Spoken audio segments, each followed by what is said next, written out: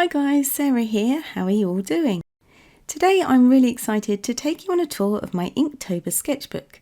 And because I've been struggling with art block recently, I'm also going to share with you 7 tips I learned through completing this 31-day challenge that really helped me out of a rut and back to creating with confidence again. So if that sounds like something you need, then make sure you watch till the end of the video and all will be revealed. Now, if you've not heard of Inktober before, I'll leave more information down in the description box below this video, along with links to my previous Inktober playlist. Basically though, it's a 31-day art challenge where you create a drawing in ink every day for the 31 days of October. In previous years, I've chosen to go with a set theme or colour palette, but since taking part this year was a bit of a last-minute decision, I decided not to restrict myself with anything other than the official prompt list. As a result, you may be quite surprised by the subject matter and wide range of different ink supplies I've used in this sketchbook. As always, I will list all the supplies, old and new, down in the description box if you want to check them out. So grab a cuppa or your sketchbook and let's get into it. So on the first page, I began by printing off the prompt list and sticking it in. There were quite a few interesting prompts this year, but with no restrictions, I thought I'd just see where the mood took me on the day. On the next page, I decided to stick in a list of 10 positive affirmations that I chose from a list of 50 I found on a website called happierhuman.com. I thought it would be really helpful to keep me motivated throughout the challenge. I chose some that were relevant to completing a daily art challenge, and some that were more personal to me, and at the front of my sketchbook thought it would be a really great way to begin each day of creating art, and if you've not tried it before, I would really recommend it. So the first prompt was Gargoyle, and to kick this challenge off, I decided to try out a new art supply to me, the Derwent Inktense paint pan set. I've used Derwent's Inktense pencils before, but not these, so I was looking forward to trying them out. This small set comes with 12 half pans, a sponge on the side, and a water brush. I really like the choice of colours in this set, and once dry, they had the advantage that they're light fast and permanent. I used just 3 of the colours in this painting and experimented with using wax resist to add a bit of texture to the stone. The sketchbook I used for this challenge, by the way, is a B5 Etcher watercolour sketchbook, and this time I went for the smooth hot press paper rather than the textured cold press surface I'm used to. I thought it would be easier to use with a wider range of ink supplies, but I did find it dried more quickly when used with water, so that was something I had to get used to. For day 2, the word prompt was scurry, and normally I would choose to paint an animal of some sort, but something else I wanted to do with the challenge this time was to choose subjects that I don't normally paint. So I painted a group of people scurrying out of the rain. This time I used my Ecoline inks applied with a paintbrush, and to add a bit of texture to the road, I used a cotton bud or Q-tip just dabbed in the dry ink and stippled on. I did find this one quite tricky, but I was pleased that I tried something new. For day 3, the word prompt was bat, so again I fought my instincts to paint an animal bat and drew a baseball bat using Copic multiliners. This drawing was inspired by Alfonso Dunn's book Pen and Ink Drawing, which I'd bought myself a little while ago. In it, Alfonso goes through loads of different ink drawing techniques, and I wanted to try out some of them for myself. I also used a few of Faber-Castell's Pitt Artist brush pens to colour in the writing on the shirt. I've had these pens for ages but never got around to trying them out, so once I'd decided to do Inktober, I pulled them out, along with every other ink supply I could find, and was determined to use the challenge to see what I could do with them. I actually quite liked using the brush pens, but found shading with the fine liners quite tricky as you can see every directional mark, and I think my lack of confidence shows in the finished drawing, but it's all a learning curve and it's not bad for a first attempt. Next we have day 4 and the word prompt was scallop. I used the Derwent pan set again for this one and tried to use the wet on wet technique to mix colours on the paper. As I mentioned before, the hot press paper in the sketchbook dries really quickly, which was quite frustrating, but rather than see it as a problem, I tried to think of it as part of the challenge. So I added texture with some spattering, and a few details with a Derwent ink pencil, a black ballpoint pen and a white gel pen. It's not one of my favourites, but I did learn how important it is to be able to adapt your plans when creating art.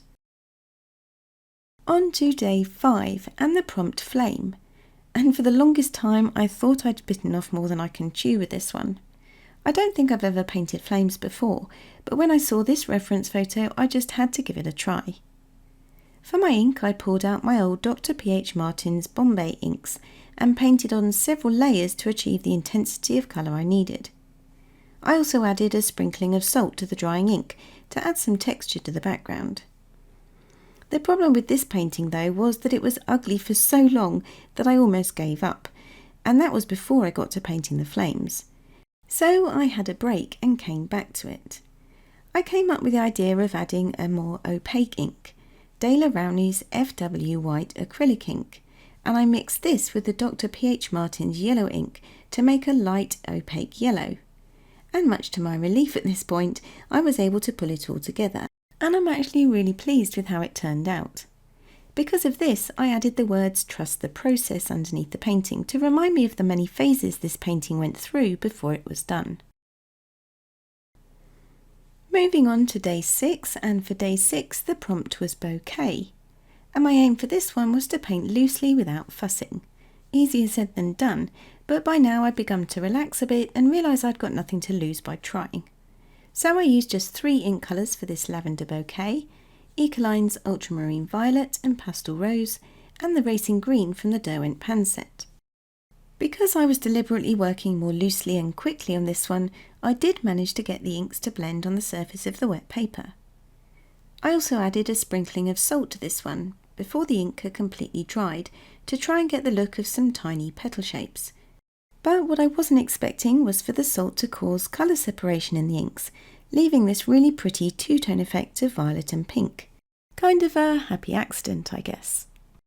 I finished off by painting some loose stems with the Racing Green ink, and added a few last spatters using an old bristly brush. On day 7 I was feeling adventurous, so for the prompt trip, I thought of the ultimate trip, a trip to the moon. If you saw my last art haul video, you may remember I bought some of Schmincke's aqua modelling paste, and I thought this would be the perfect opportunity to test it out.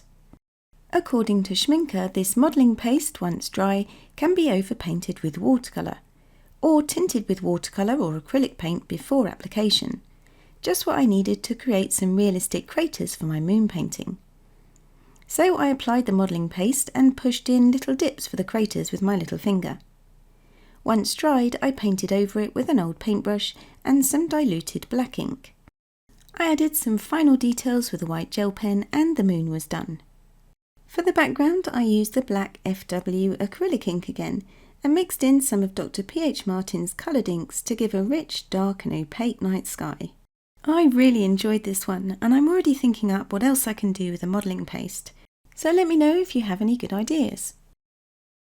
So on to day 8, and the prompt for this day was match. So instead of drawing another flame or a football, I came up with the idea to draw a pair of socks that matched, and I used my own reference photo. I decided to try ink and wash for this one, so used a waterproof black ink to first outline the socks and pegs, and then washed in some colour with ink from the Derwent pan set. I was going for a blurry out of focus background, so didn't outline the trees or fence. It's a bit wishy-washy, but good practice for the next time. Nest was the prompt for day 9, and I challenged myself to draw this nest in a china cup, which was a reference photo I found on Pixabay.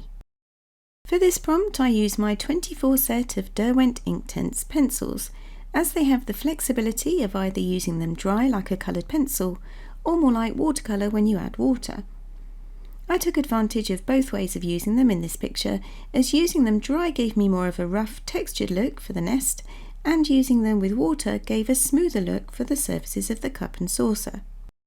The addition of a bit of white gel pen at the end helped me to add some lighter twigs as well as some highlights to the cup, and this one turned out better than I expected. Now on to day 10 and the word prompt Crabby. This prompt really had me thinking, but I eventually came up with the idea of a crabby mood, and ended up drawing a rather unhappy looking baby. For this I wanted to challenge myself again by using lots of tiny dots, closer together for the darker values in the drawing and further apart for the lighter ones. I used just one pen for this, a red Stabilo fine point, as I thought the red colour would emphasise the angry mood. It did take a while to complete, but I think it's quite effective. Now this next page I'd initially left blank, as on day 11 I wanted to try using some of my old alcohol markers, and I knew they might seep through the paper, so I went back and filled it up with some inspirational notes from a book I got for my birthday. It's called Keys to Drawing with Imagination by Bert Dodson. This book was recommended by the amazing Jess Karp, one of my favourite artists on YouTube, and I'll leave links to her channel below. It's all about being more imaginative with what you draw, and the 8 items I've listed here are the 8 principles from that book. As someone who has become rather uninspired by trying to replicate reference photos, I'm finding it quite exciting, and I'm hoping it will give me the confidence to branch out and experiment more with what I create. Anyway, back to day 11 and the prompt Eagle, where, as I mentioned, I used alcohol markers. Again, this was a supply I've had for ages, but never really got on with. As expected, they did bleed through to the other side, so I wouldn't recommend using them on this paper, which also sucks up quite a lot of your ink. I did enjoy trying to blend and layer with them though, and like how the addition of some brighter blue tones really helped to add some variety to the feathers. Next up, for day 12, the prompt was Forget, and I struggled a bit with what to draw for this, but in the end chose to try and draw the look on someone's face when they realise they've forgotten something. I used a very small reference photo for this from another book I have called Facial Expressions, a Visual Reference for Artists by Mark Simon. And, if that wasn't challenge enough, I stretched myself even further by using another new art supply to me, the ballpoint pen. Surprisingly though, I really had fun with this one, and was shocked by the huge variation you can achieve with just the one coloured pen. For prompt 13 and the word kind, I did a pen and ink sketch of what might be a little boy giving his baby sister a kiss, and again using a reference photo from Pixabay. I went for a monochromatic colour scheme again, going for an oldie worldy look with a dark sepia Pitt Artist pen by Faber-Castell. For the background and to fill in some of the shading, I used Dr. P.H. Martin's Sepia Bombay ink, diluted with water and applied with a paintbrush. This next one was hard, as for day 14 and the word prompt empty, I decided to paint an empty road. Now, if you saw my art goals video for this year, you may remember I had a goal to try painting landscapes, and I have tried. But despite many attempts, I haven't had much success yet. This choice of subject then was me facing my fears and doing it anyway. I used the Derwent Inktense pan set for the first layer, and then added trees with a sponge before finishing off with the Inktense pencils. It's going to take a lot more practice for me to feel confident with painting landscapes, but practice makes progress, so I'll keep trying. For day 15, the prompt was Armadillo. I tried to keep this one simple using a reference photo I found on Unsplash, and just 2 Inktense pencils, dry for texture, with a bit of sepia ink for the background.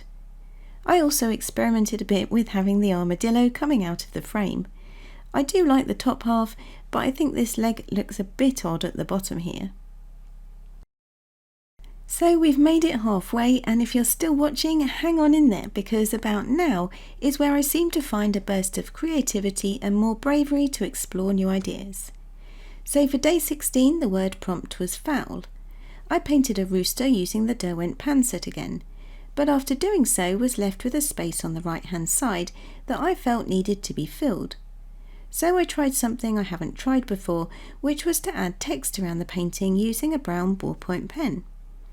I was actually really excited by how it turned out, as I can imagine this as a print on my kitchen wall. It also got me wondering what else I could do like this, so let me know what you think. For day 17, I took my own reference photo for the prompt Salty, and for the vibrant colours in this crisp packet, turned back to my Ecoline inks again. I also used a few Stabilo fine point markers to sharpen up the lines around the logo. I think I could have darkened up the shadows underneath the crisp packet more, but this was a really fun one, and something I wouldn't ordinarily choose to paint. Another bright one next for day 18's prompt, Scrape. I chose to paint a pumpkin that you need to scrape out before you carve it. This was good practice for blending the Ecoline inks, and given the fast drying time on this paper was quite a challenge. But I just love how bright the colours came out, and this sketchbook spread really jumps out at you.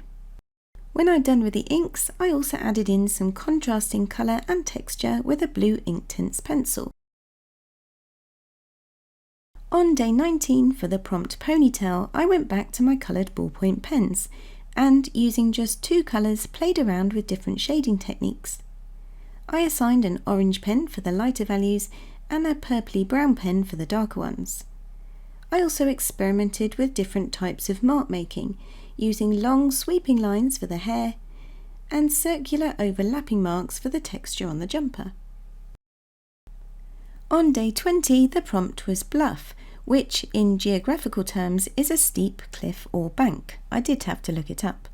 On its own it didn't sound very exciting, so I found a reference photo with a lighthouse and zoomed in to make more of an interesting composition.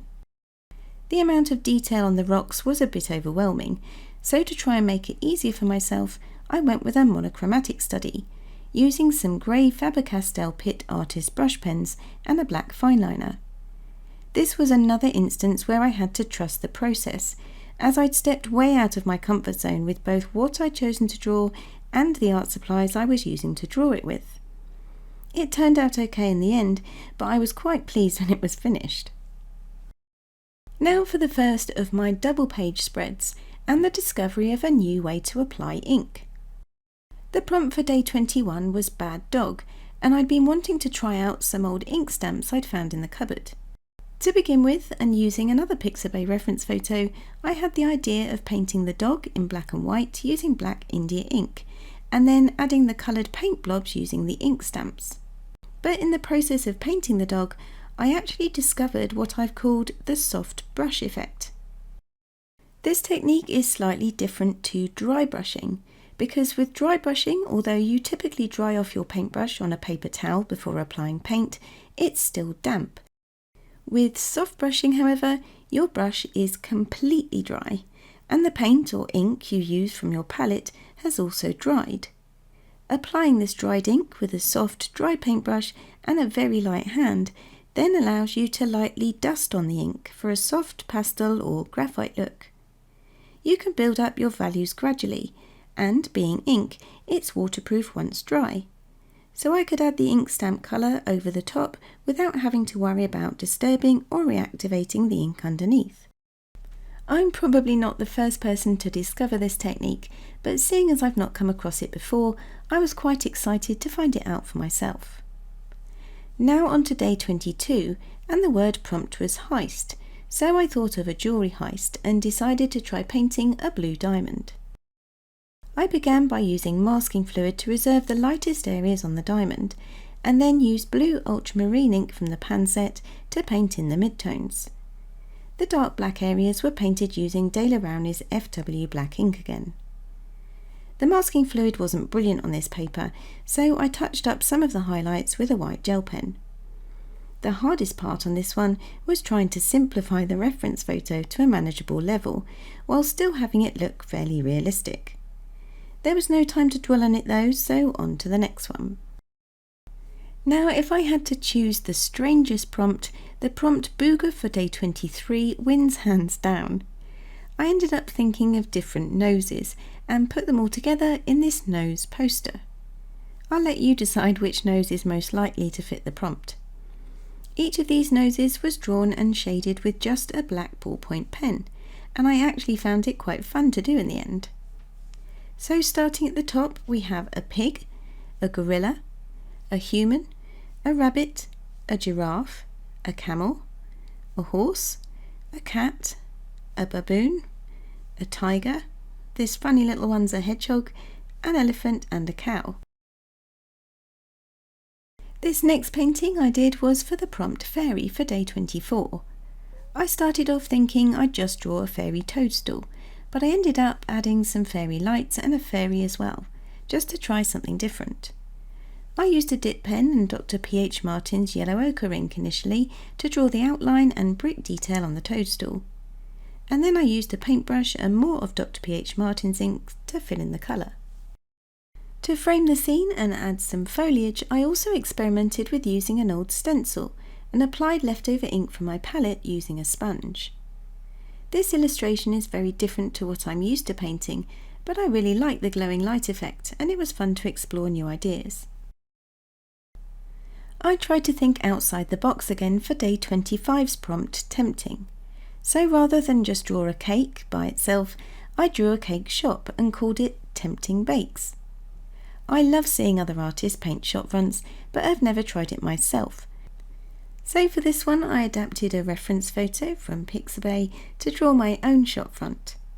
This was good fun and good practice for line drawing with a very fine black fineliner. Once I'd finished the outline, I added a bit of colour and used a white gel pen to write on the little blackboards and fill in the street number, which for day 25 of the challenge had to be 25. Next, for day 26, the prompt was Ego. The prompt certainly didn't get any easier as the month went on, but this forced me to be a bit more creative. I thought that someone with a big ego is likely very self-confident and may think of themselves as being king of the jungle. So I drew the king of the jungle wearing a crown. It gave me the chance to use my liquid gold acrylic ink to paint the crown and another new supply, a Lamy fountain pen. This pen comes with a bit of a story though, as I had originally intended to draw the lion in brown ink and had ordered some brown ink cartridges separately. However, despite the cartridges being labelled as brown, they are definitely more green. I did discover this while testing the pen out on a scrap piece of paper first, so I could have sent them back and ordered some different ones. But then I thought to the 8th principle in Bert Dodson's book, which says, creativity is about having a plan and a willingness to depart from it. So I went with it, and despite it not being the colour I planned for initially, I actually think the green and gold look pretty good together. There's a bit of a funny story behind my choice of drawing for day 27's prompt Snack too. To me, a snack is not a burger, but to my husband a burger is very much a snack. His definition of a snack is something you eat with your hands. We agreed to disagree on this one, but I thought it would be funny to draw the burger and include the dictionary definition of a snack below. I went back to my cheap black ballpoint pen for this one, using more techniques and inspiration from Alfonso Dunn's book. I think my version looks quite different from his and will be another fun one to make into a print for my husband. So what do you think? Is a burger a snack or not? Let me know in the comments box below. Day 28's prompt was Camping, and here I used the Copic Chow alcohol markers again to draw a camper van. This time though, I used a smooth piece of Bristol board paper to try and prevent any bleed through and help with smoother blending. I outlined the van with a black fineliner for a more illustrative look and added a flowery design and the words Happy Camper on the side of the van, just to make it my own. The Bristol board was a better surface for blending these pens on, but I'll need a lot more practice before I'm using them with confidence. It was nice to try a different style of drawing though. Day 29's prompt was uh-oh, so I went back to the safety of a bit of realism to paint this spilt glass of wine. I added this speech bubble to fill a gap, much like I did with the Rooster illustration. To achieve the realistic look of the wine, I used my Ecoline inks again, as they provide a really smooth, even finish. I used 3 colours to paint the wine: light orange, scarlet and reddish brown. And for the reflection of the glass, I just diluted the black ink with water. So we're down to the last 2 days of the challenge and 2 double-page spreads. The first of these is for day 30's prompt Gear, and I instantly thought of all the art gear I used over the course of the challenge. In my head, I had visions of all the ink supplies drawn out in quite an illustrative style, intertwined with a drawing of some gears. but in reality I think it looks a bit confusing. It was a fun idea though, and I think with a bit more time could be developed to match with how I hoped it would look.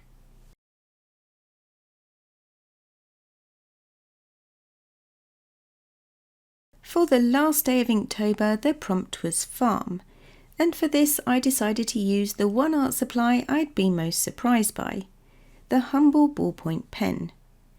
And although I chose to go back to the safety of drawing animals again for this prompt, I chose to draw them in bright bold colours across the page, one for each of the farm animals. Drawing with ballpoint pen has really helped me to be more decisive with my mark making, and working with one colour for each animal also made me focus on getting the right values too. With the right values, the animals could look believable, even if they were a funky colour. This spread did take a long time to complete, and there are a few spots where the biros went a bit blobby, despite me trying to keep them clean on a scrap piece of paper.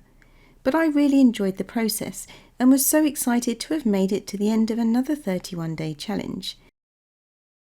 Now, at the beginning of this video, I said I'd share with you 7 things I learnt this Inktober that have really helped me to get back into creative mode. So if you've made it this far, here we go. Each of the 7 learning points spells out Inktober. So starting at the top, the first thing I learned is that in order to get creative or get out of a slump, you have to invest some time and put pen or paint to paper. Nothing comes from doing nothing, so even if you only have a few minutes, it's time enough to grab a pencil or a ballpoint pen and do a doodle. Little doodles can be the beginning of big ideas. You don't even have to show anyone, but just invest a bit of time in yourself and your own art journey. My second tip is to adopt a nothing to lose attitude and take off the pressure. This is one of the reasons I didn't record the painting process during this challenge, because I didn't want the added pressure or constraints that recording can impose. You can always share your work later, like I'm doing now. On the back of this, my third tip is to be kind to yourself. Sounds easy, but often we're our own worst critics, and if, like me, you're a perfectionist, it can be even harder. Realise that perfect is not a realistic goal, and actually it's the imperfections in art that make it unique. Art is a process, and kindness to ourselves is the oil that keeps the gears moving. The next thing I learned is the importance of trying new things. It sounds scary, especially if you're in the middle of a creative block, where you can't even seem to paint the things that you were once so confident with. But trying something new can sometimes break the cycle and take the pressure off. It can inspire you and surprise you all at the same time, and you may find that it can lead you to new art adventures you've never even thought of before. Linked to this is my next tip, which is to open your mind. I refer back to Bert Dodson's book again, where Principle 7 says that creativity emerges in experimentation, manipulation and exploration. This art challenge really helped me to do that. This sketchbook has seen me experiment with all sorts of different art supplies and explore new, unfamiliar subjects, and I feel more inspired to create now than ever. Now, I admit all of this does require an amount of bravery, so that's my next tip. Be brave. Like I was with the empty road painting. Face your fear and do it anyway. And even if your landscape turns out to be more of a landslide, if you're brave enough to try, you'll be a step closer to success. The next thing that I learned is to embrace the challenge, and I don't just mean the Inktober challenge. So whether you are challenged by your supplies or things not going to plan, embrace it. If your brown ink turns out green, go with it and see what happens. You might love it. So fall in love with the process of creating art and enjoy it. So my last tip is to reflect on your achievements, and by this I mean the things you like, not the things you don't like.